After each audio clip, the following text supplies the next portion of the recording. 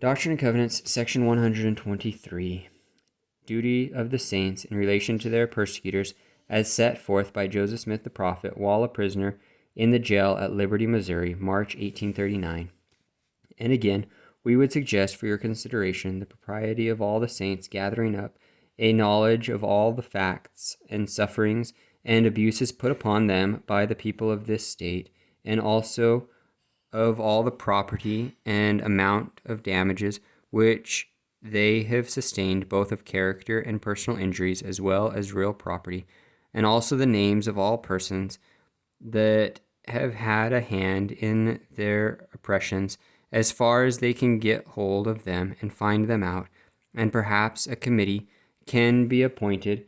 to find out these things and to take statements and affidavits, and also to gather up the libellous publications that are afloat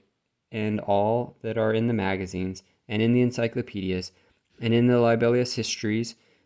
that are published and are writing, and by whom,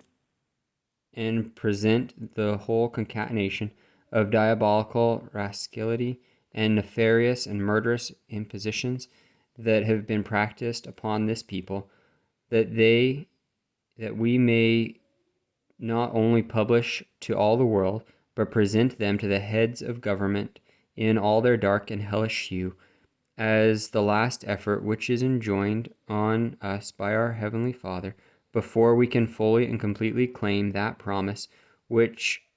shall call him forth from his hiding place, and also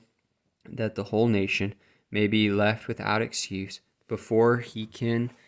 send forth the power of his mighty arm. It is an imperative duty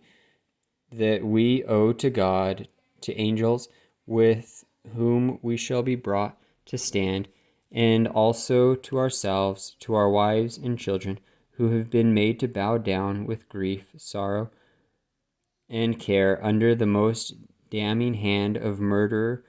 tyranny, and oppression, supported and urged on and upheld by the influence of that Spirit which hath so strongly riveted the creeds of the fathers, who have inherited lies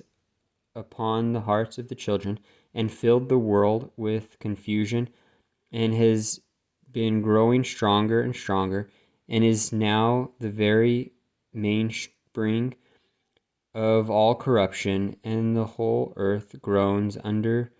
the weight of its iniquity. It is an iron yoke, it is a strong band.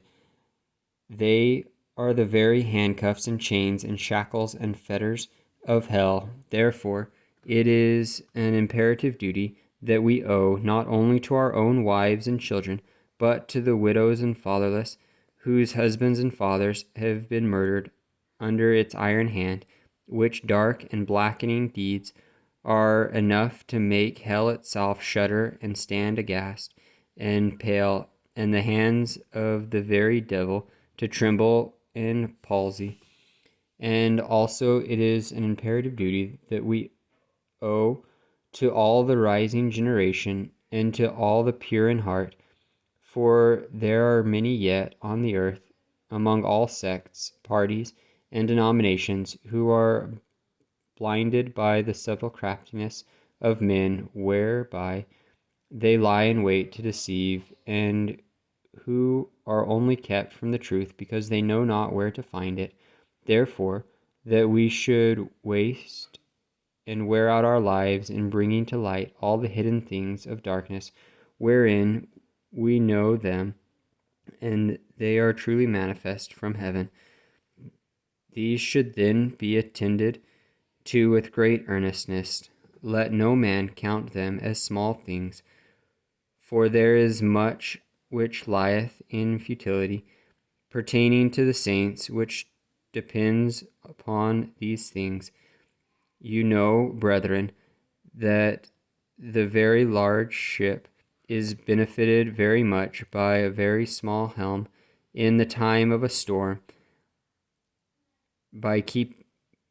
being kept work ways with the wind and the waves. Therefore, dearly beloved brethren, let us cheerfully do all things that lie in our power, and then may we stand still with the utmost assurance to see the salvation of God and for his arm to be revealed.